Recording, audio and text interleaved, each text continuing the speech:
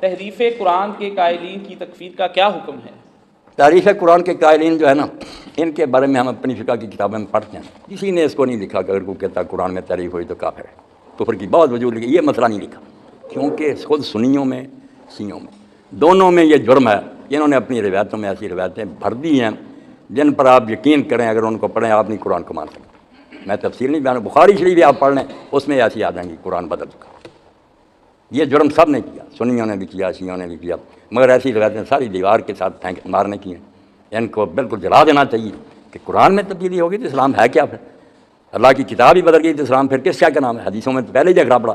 تو قرآن بالکل محفوظ ہے، مگر روایتوں میں ایسا ہی ہے، کسی میں آتا کہ یہ لفظ ہوتے تھے قرآن میں، مگر نہیں۔ یہ سنیوں کی کتابوں میں دیکھنا، آپ پڑھے لکھے ہیں، آپ کا زیادہ اہل سنت الاتقان فی علوم القرآن، امام سیوطی نے لکھی اس طرح کے قرآن کے علوم پر، اس میں نکال کر دیکھ لیں، بتاتا جائے گا کس صورت میں یہ لفظ تھے، توبہ توبہ، وہ پوری کتاب ہی ایسی لکھ لی کہ کسی ہندو سے کو اور کسی کتاب کی ضرورت نہیں، الاتقان پکڑ لے،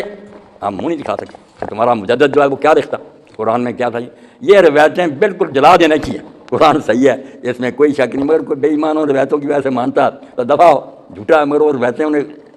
مرا کرتی۔